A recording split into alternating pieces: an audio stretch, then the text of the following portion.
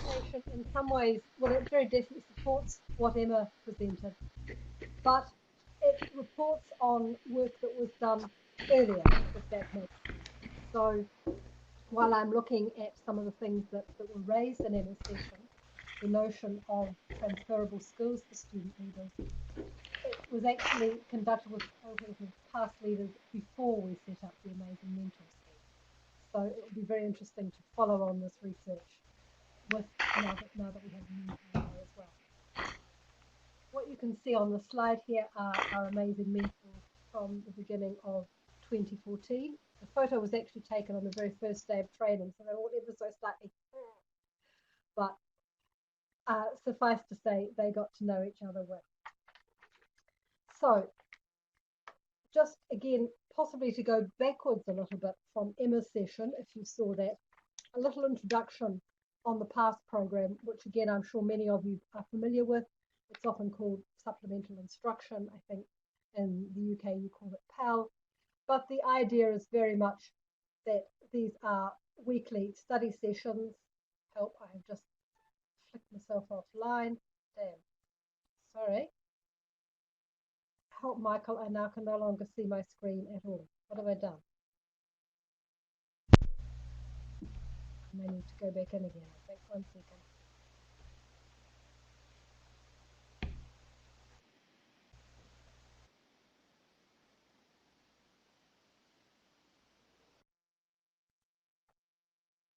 Sorry, while you're looking at this slide, the idea would be that you try and identify who is the leader in this picture. And some of you may have seen this presentation before. What I would suggest that you do is see if you can guess who the leader actually is.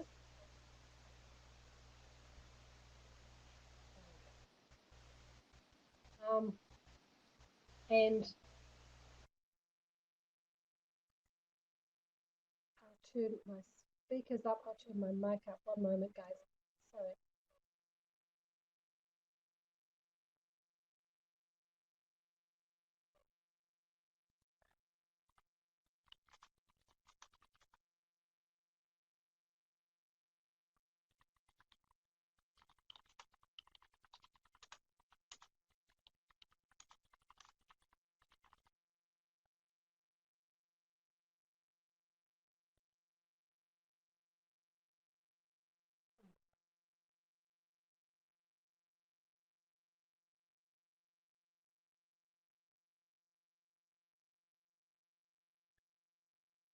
Can you hear me?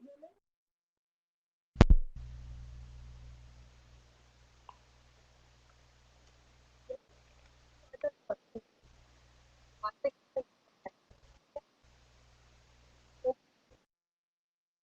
yep. I don't know. I think it's okay. Can you hear me? All good.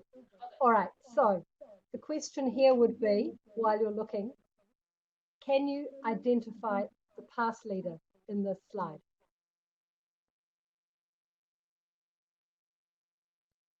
You get three guesses. Hi Deb, it's Mike. I'm just kind of interrupting here for a sec. We are getting a little bit of feedback from you. If you have your speakers on, you may want to turn them off because your microphone might be picking your voice up again.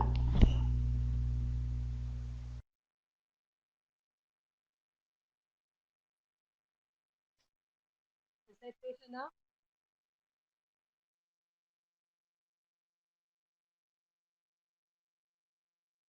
Is the sound better now?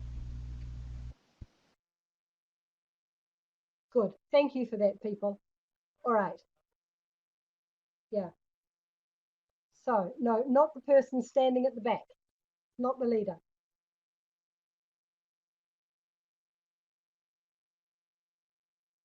Two more guesses.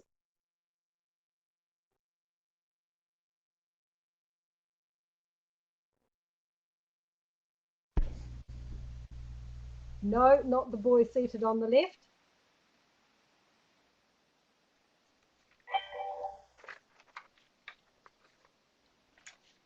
Not turquoise shirt sitting on the back.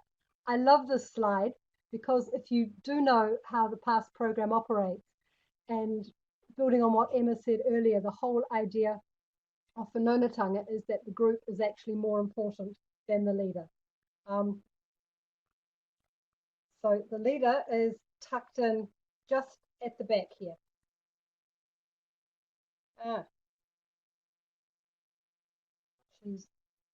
Michael, I have lost my slide controls as well.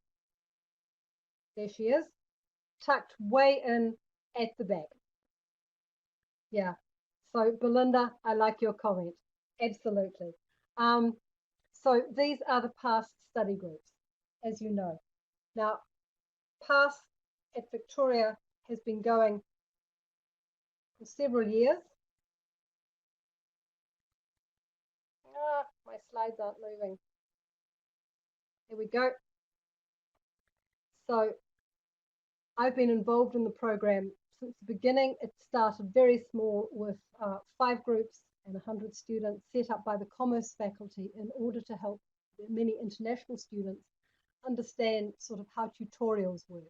The idea that it was fine just to talk and share ideas rather than necessarily having to have a correct answer. Over the years, as you can see, it has grown. Across the top in purple is accounting, which has remained strong the whole time. The biggest one, as Emma mentioned earlier, I think is the light blue through the middle. That's the law faculty, where there is restricted entry into second year. So students really appreciate the opportunity to work with a senior student and get a heads up on how the program works. It also has done particularly well in psychology over the years, where they really value the notion of active learning. And as Emma said as well, the idea that in the recent years we have grown. Come on, slide. Taking a while to click through. So that's what we had last year, the 85 groups and things. Now, just talking to leaders, as I say, this is sort of anecdotal stuff. The sense of self-awareness that came through with Emma's presentation and with people's comments as well. The sense that people didn't, I mean, to be fair, our leaders are recruited from excellent students. They're all great candidates in the first place. Usually they certainly have academic skills, they have a passion for their subject. But some of them discovered more things about themselves than they had known before. Confidence, we've identified, we've all noted that as a reflective thing. The quietness thing. Now this actually, potentially, I'm thinking back, although this is confidential, could almost have been a comment from Zoe, who Emma mentioned earlier, who's now grown up to be a mentor. She was a very quiet leader, but she absolutely blossomed in the role. The next one, wanting to become a tutor, which of course is a more senior role in the university and a much more teaching focused role. This leader says that they weren't quite sure, but the role gave them the confidence to go forward. And another one who, as always, found benefits for herself in particular. So these sorts of things came through.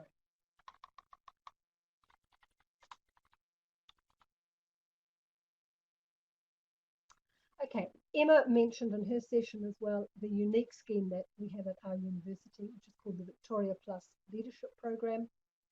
It's run through our careers service and is particularly targeted towards developing students' employability skills. And this is the promo that goes with the slide. So it's a matter of supporting students, the university and the community, and then volunteering and training and the graduate attributes, which I'll come on to in a moment. What happens with this program is that leaders gain points for doing things. I liken it sometimes to something akin to the Duke of Edinburgh Award, in that there are different aspects that the leaders need to go through. So they can be involved in university type roles, such as being a past leader, maybe being a secretary or a president in a club or society, being a volunteer note taker or van driver for the disability services, being a Māori or Pacific mentor, those sorts of things. And as well as the university stuff, which can be paid or unpaid, they must also undertake some sort of volunteer work in the community, which can be anything from the Forest and Bird Society, working perhaps in a refugee homework group, those sorts of things. Students who are involved undertake these activities throughout usually three or more years of their degree, and gain points towards it depending on the commitment level.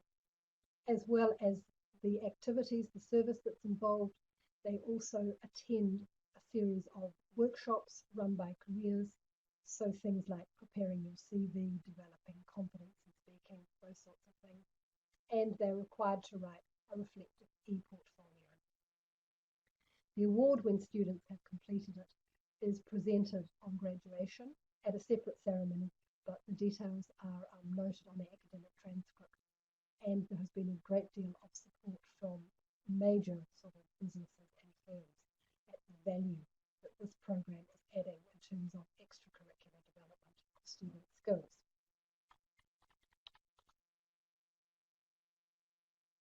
So here is our university's graduate attributes. I'm sure your institutions have things that are similar. Now these range widely, of course. Each school and faculty will have specific ones related to its subject, but pulling out of these with particular relation to the past program, okay, the understanding of the subject is taken for granted, but we would like to think that being involved as a student leader helps enhance particularly the critical and creative thinking, the communication, which we all know about. Autonomy. Now this is particularly targeted towards academic autonomy, but our past leaders work very much by themselves. Not that they are left alone, but that they ultimately have responsibility to target sessions to their students' needs. The openness is important because they're going to meet a wide range of students and again have to build that group setting together. And the ethics, of course, go with being responsible for building a community. And as well, the broader things which lead on towards the more employability skills, international perspectives, engaging with the community, working independently and collaboratively, because leaders, as we've identified, are also part of a team of leaders, as well as collaborating with academics and working with students, and then setting their personal goals.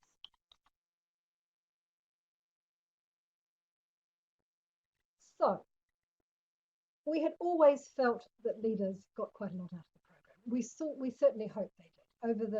Over the time PASS has been running internationally, there's been a lot of research on the impact on the participants in the group. Benefits of regular study habits, working together, all the learning skills that they develop. And in some cases, we would hope that it enhances their grades, although that's something that we feel we cannot prove, given that often the students who attend study regularly are the good students anyway, or the ones who are going to succeed. Gradually, there's been a realization, as well as the benefits for participants in peer learning groups, there are also benefits for the leaders. And so in order to test this, to build just beyond the anecdotal feel-good stuff that came of leaders saying, as I identified in the earlier slide, the skills that they hadn't known that they had, in end of 2014, I conducted a survey. It was a Qualtrics survey, and I just collected together all the email addresses of the past and present past leaders and sent out an email based on the graduate attributes and the transferable skills that we all know these programs can develop. So how did the experience of being a past leader contribute to the development of your communication skills, your critical thinking, your ability to think on the spot, work with other people, all those things? Then which quality did the experience help develop? Most, at least, why? And this is the particular focus that I want to share in this session, the notion of writing weekly reflections, because these are things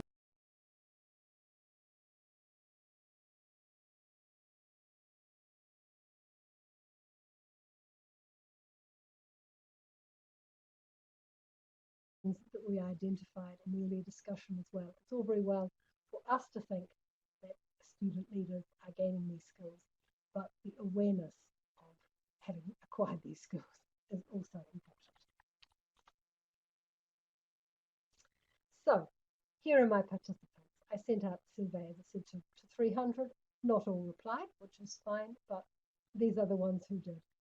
You can see from here, going back, that the majority are still the more recent past leaders, because many of our past leaders are involved in conjunct degrees such as law and commerce or law and arts. Many of these, certainly going back even to 2010, are probably still actually at university. It was harder, of course, to touch base with the ones who had left, because very often I was either going on the student email address or perhaps a sort of a Hotmail or Gmail address that was no longer valid. But looking at it, you can see that there's quite a good number anyway, so at least we were hoping when we did the survey that they could remember what was going on. This is the breakdown of participants. So one of the questions was which course were you a past leader for? It's generally reflective of the involvement that you saw in terms of past across the university. The majority of our leaders are involved in law, then the commerce faculties, engineering and Pacific studies, our smallest.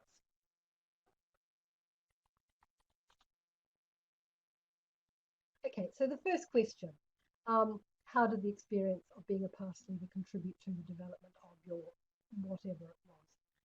And this again reflects back very much on what other people have found.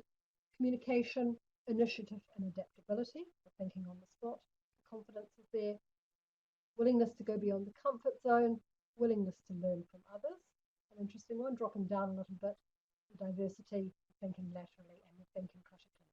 So they're all quite high, particularly if you go from the questions were asked on a Likert scale, which included, I think, strongly agree and agree down to strongly disagree, but I've conflated the 2 points at the end. You'll see looking at that we had one very unhappy respondent.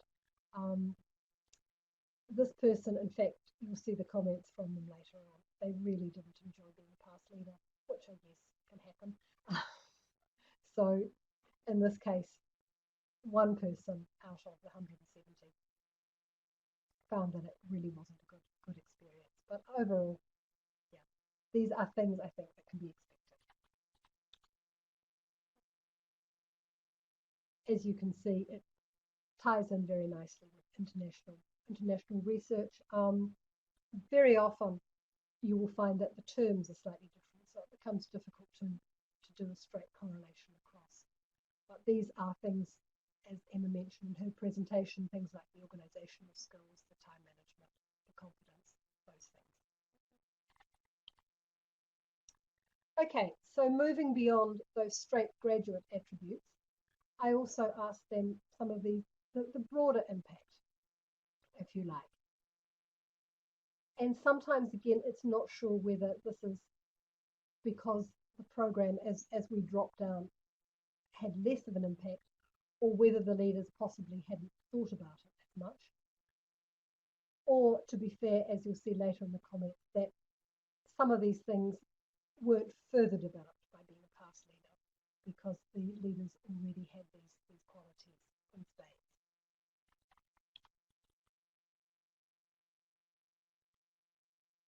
As you can see here, it supports the other findings as well. So I don't think there's anything new here, but it was just nice to ask people what they really thought. So following on was, yeah, as well as the whole ranking thing on the Likert scale, was what were the most developed skills? So going through here, communication, absolutely, knowing the right type of questions. One of the other leaders also commented, where is it? In terms of communication, it surprised me at first, they said, the vast variety of different ways students understand the same thing. And the first session was a bit of an adjustment to try and understand the communicative standpoints of subsets of students and develop strategies for being able to clearly and effectively communicate back to them. But they obviously did.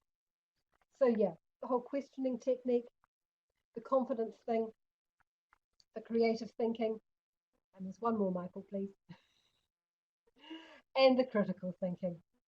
So confidence is nice there, a particular example of an international student who became a very successful study group leader, and the supportiveness of the group. The creative thinking, just that awareness that there are other ways of looking at the world, and critical thinking from, unsurprisingly, a political studies leader. In terms of ranking, these were in fact the top 5 most developed skills. Leadership came in at number 3. So I'll just mention that one in there as well.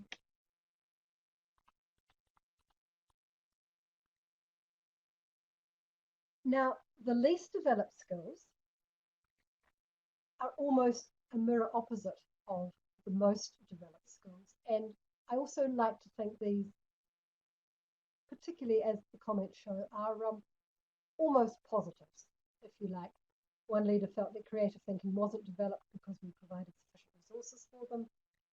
Critical thinking, okay, that's maybe not quite as reflective a comment as we would like, but yeah, all right, possibly it's less easy to think critically if you are dealing with sort of a computational course, I'm not sure.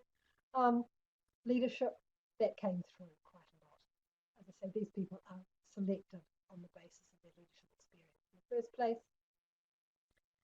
And so the comfort zone one, the organisation, those again are ones that weren't, the past experience developed them least, which is not to say that they weren't already there in the first place. And this one, sadly, is the unhappy leader who really found that the experience didn't work for them at all.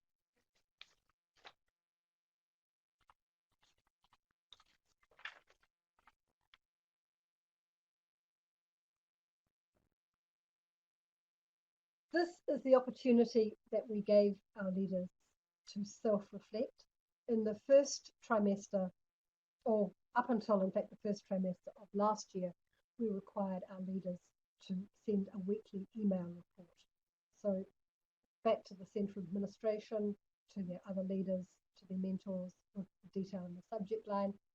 It's a way that we can keep track of attendance. In many cases, the course coordinators were also copied into the memos. And so it was what we did, what went well, and things to work on. And this now, in order to reduce the volume of email traffic from 85 leaders, has been switched to an online forum, which is still a work in progress because not everybody finds that platform sort of amenable. But this was something that leaders were being asked to do each week anyway. And the thought was, how much are they just reporting on? Yes, we did a quiz, and yes, we did a worksheet, and yes, we looked at the assignment topic, and how much were they actually reflecting on their performance? Given that for those of them who have opted to be involved in the Victoria Plus program, they will also be required to write a reflective e-portfolio as part of the program, and many of the past leaders just cut and paste from their reports to put that in. So these are some of the report entries that came in. I have selected them because I feel they demonstrate creative thinking. Again, I'm not quite sure whether the leaders were aware of it at the time, but some of them, again, are quite straightforward. We talked earlier, if you listened to Emma's session, about the importance of furniture. Okay, I now know to divide the desks into smaller groups to make students feel more comfortable, and I might break up the friend groups next time round. Okay, this one I love. I would love to have been at this session, the final session of the term, an icebreaker. Would you rather live as you do now or have $10 million a year on condition that an immortal and deadly snail follows you all the rest of your life? Plus brownies.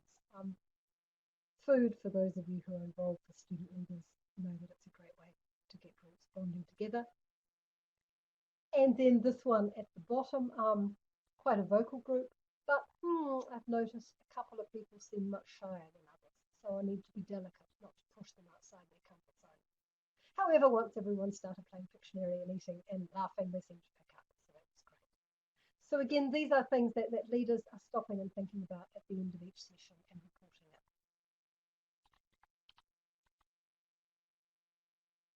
And similarly, these are ones that I guess I have selected as typifying critical thinking. So if we start sort of from the top one in the sort of think bubble, I need to be a bit more inclusive and not let those from my group last trimester dominate.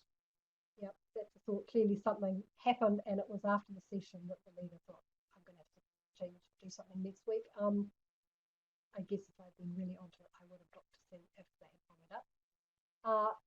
The not being a teacher one, again, those of you who are involved with student leaders know that that's always the tricky part, particularly when we have our focus on ACO and the mutual sort of reciprocal teaching and learning within our study groups. The rushing things, yeah, the time management is always an issue. And this last one at the bottom, not only pleased and delighted me, I suspect it probably also was sort of almost an aha moment for the leader themselves. My past reports have been quite delayed this semester, sometimes not until the night before the next session. I need to make sure I do these as soon as I can so I don't forget about them. This highlights a similar weakness in my own studies, so I'm glad I identified it. I think this is a really interesting one. This leader in particular has really stopped and thought about what they are doing. So, based on this, the fact that we saw the leader's reflections and we thought, people are developing these skills, one of the questions in the survey particularly asked this. So, what has been the impact of writing weekly reflections on the development of your fill in the blank with a particular attribute? Okay. So, one comment was, none, didn't make any difference at all. Most leaders can tell during the session if it's going well, which is fine. It wasn't actually the question, that's okay.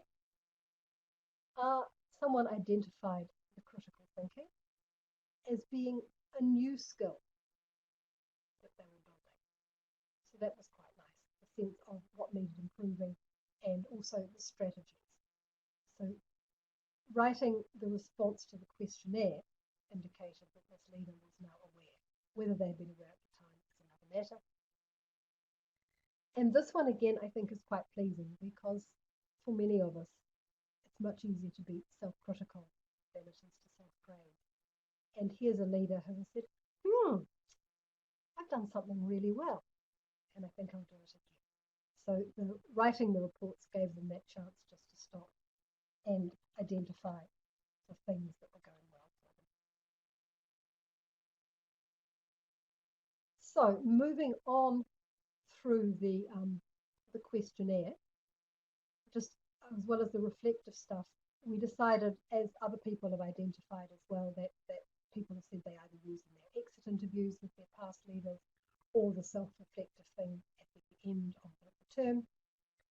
We asked the leaders how they had actually used their past experience. Had they used it in any way, sort of out in the greater world? And so we had 100 leaders respond to this question, and all of them had put being a past leader on their CV. Slightly smaller number had used it for job applications, job interviews they had mentioned. And this, if you listen to Emma's session, we've indicated that we include in our final training debrief the sense that asking job interview type questions and can you think of a time when you have done, used a particular skill or been in a difficult situation, those sorts of things.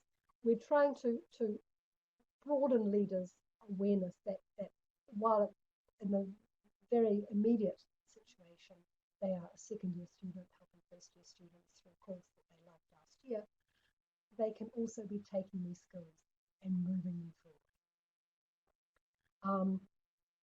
I said earlier that many of our leaders are still probably active university students, so they have also used past leader for things like scholarships, interns, things like that, and the e-portfolio, which ties up with the Victoria Plus award.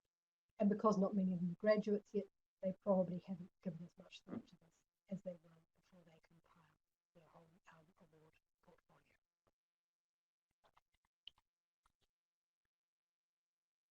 So next question, has PASS helped you actually get a job? Yeah, Okay, so again, numbers are smaller, which is hard to know whether the others would have said no or whether they'd just given up by this stage of the questionnaire. Yeah, a lot of them during studies, absolutely. Full time during the holidays. Emma mentioned in her session earlier that one of the mentors last year was asked to be a referee for a student leader. Emma and I are frequently also asked to be referees for leaders for getting jobs. So mostly part-time, full-time. And the after graduating, and so the small number here probably reflects the fact that not many of our leaders have graduated yet. But pleasingly, when I did send out the online survey, which was intended to be anonymous and was, one of the leaders emailed me back directly and apologized that he would be unable to fill in the form because he was busy. He had just taken up a position with PricewaterhouseCoopers in Hong Kong, which seemed to be a nice answer all in itself. And again, going through that one, it's hard to know whether, given that these are high flyers anyway, we're not saying it's pass as such, but at least they are beginning to be aware that skills that they're using day to day and just sort of quite small short-term interactions with people, they can transfer and move further out into the broader context. So this is the indication of where the leaders surveyed have got to at this stage. Tutoring is the next step up. In many programs now, because PASS has been going for a while, we've got quite a nice synergy going that students can become PASS leaders in their second year, or in some cases only in their second trimester at university. They get group facilitation experience. They get to identify all the other sort of self-management techniques and things that they need. In fact, in many ways, we would argue that being a PASS leader is trickier than being a tutor, because often for a tutor you have got a set curriculum that you need to work through. But as a PASS leader, there are of course no sort of power imbalances in terms of marking and assessing work, things like that. So possibly in some courses, say in accounting, for example, in commerce, in law, which all use undergraduate students as tutors, leaders have the opportunity to be a PASS leader for maybe a year and then use that in their application to become a tutor. And as I say, in these other faculties, they have begun to recognise that a PASS leader is going to turn into a very good tutor. So tutoring there, the Victoria Plus is the leadership award, so they use it with that. Many of them still carrying on with studying, overseas exchanges. Yeah, these are students. The main real jobs, I guess, are in retail. They didn't mention hospitality. Maybe PASS doesn't apply there, but it certainly would in retail in terms of people management and then overseas exchanges. So, as I say, whether they were consciously aware of doing this at the time or whether they just put it on their CV and left it there, but the survey gave people a chance to stop and think, yeah, having been a PASS leader has helped me in these ways. So here are some of the comments that come through. And this possibly is also a response to, I can't remember who it was now earlier, but somebody in the UK who said that they'd been a little disappointed at how some of their leaders or mentors had performed in job interviews. So these are quotes from former PASS or PASS leaders saying how they had used their experience. So in this case, working with others and managing others translates into teamwork and collaboration. It's a big advantage when employers know you can handle these types of situations. Second one, interested in the skills that I had gained while being a PASS leader, things like public speaking and competence. They thought these skills would be greatly transferable to the work I'd be undertaking next year, communicating with clients, etc. So this is one where being a PASS leader, which on the one hand is quite a small role. I mean, it's 50 minutes a week, you know, possibly maybe having 2 sessions a week, but that's the most. It's quite a small part of students' time in general, but they are thinking that these skills can be carried forward. And this last one as well, my employer liked that I was involved with the university and had been given a leadership role. I emphasised it required autonomy and initiative, which they also liked, if they needed someone who could be independent and get the job done.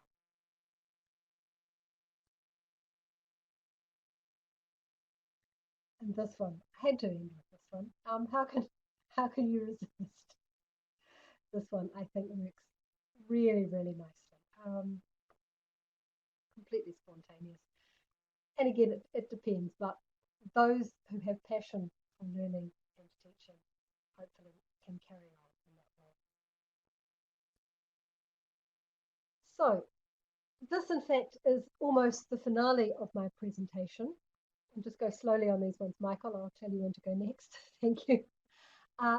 These are the citations that accompany the award of the Victoria Plus Award. So as it's presented on graduation at a separate ceremony, and each recipient has a citation. If you look here, Marie, not surprisingly, in her second year, before she went on to master's studies, was a study group leader in sociology. You can see there she's done a whole range of things. She's been an English language volunteer. She's been a past leader. She's been a Māori and Pacifica mentor. She's been a note taker, class rep, all of those sorts of things. And then she's also undertaken the job-specific workshops through Career Hub. But yeah, being a past leader, in fact, in this case, is up there as number 1. Next slide, please, Michael. Okay, another one. Bruce, past leader in psychology. And you can see there again, class rep, past leader, a lot of volunteer work relating to the subject, which makes good sense, but he's aiming to go on to future study. And the next one, please, Michael. The last one, Mel, who over the years ended up being a past leader for French and for law and for international relations, which is unusual. But again, just the sense of being involved, helping others, and being given the opportunity through not only the Victoria Plus Leadership Award program, but the self-reflection opportunities as a past leader, to just stop and think what it is that they have really gained from the experience. So yeah, I think that's really the end in some ways of what I wanted to share with you. Clearly there are my references, just because I can. And I guess now I would just like to invite comments and questions from people, just on what you think. As I say, in some ways it's quite self-serving. Clearly the leaders who felt the experience hadn't added anything of value, probably with the exception of our one very unhappy candidate, didn't respond. But as we've identified, I think the importance of not only giving students these opportunities, but of making them aware of how they can grow and benefit from these opportunities and carry things forward. Because as we all know, they're going to go into the world with good degrees, but in the job interview situation, it's going to be the added value things that possibly just make the difference.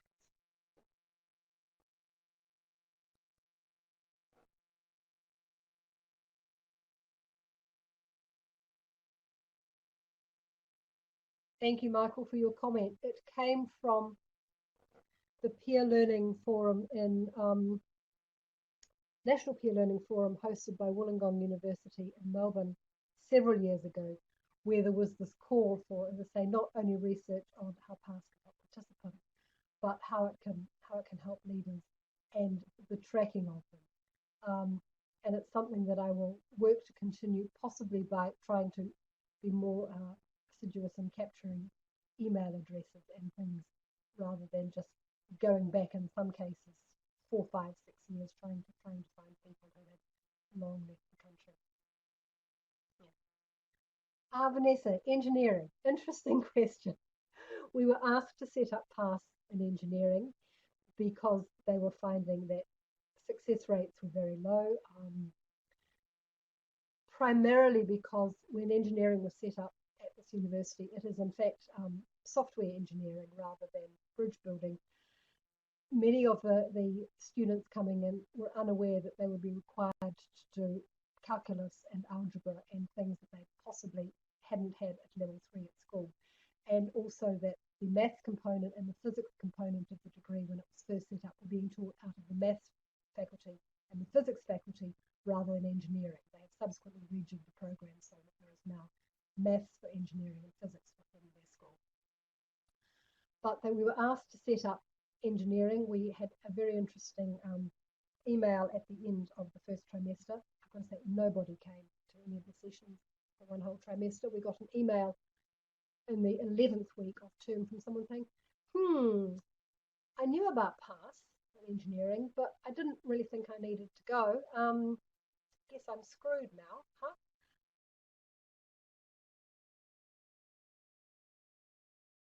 So yeah, it didn't work particularly well in the first year. We ran it again for a second trimester. Numbers built, we had about 10 in the group, but engineering felt that this really wasn't the way they wanted to go, and so they pulled out of the program. So it ran for only 1 year, and yeah.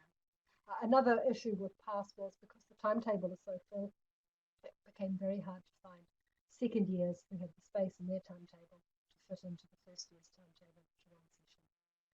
So yeah, long answer, short question.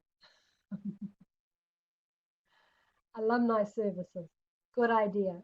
Thought about it, fell into the too hard, no, I've got 300 email addresses, that'll be enough basket. But you're right, that's definitely the next step. Dawn, leaders of PASS groups generally just take PASS in their majoring subject. In some cases, we've had particularly able leaders who possibly have already had one term, maybe leading the PASS group in one subject, where they've wanted to pick up and do a second one. For example, we had one once who was a PASS leader for law, but he was also studying Italian, and he was fluent enough in Italian to add that on as well. But yeah, generally we would say, given their commitments, given the fact that they're in second year students, they're each doing 4 courses of their own, that they would just do the one course.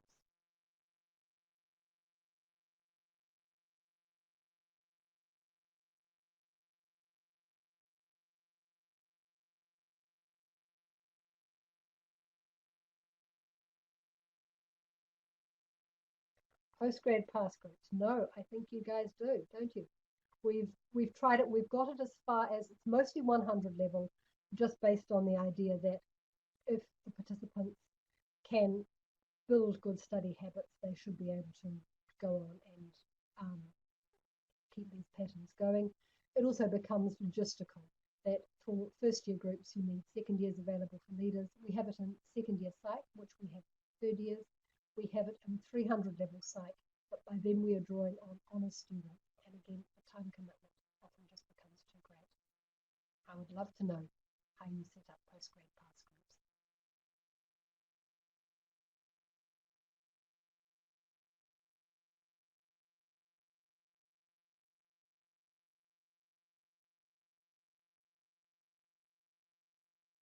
Yeah.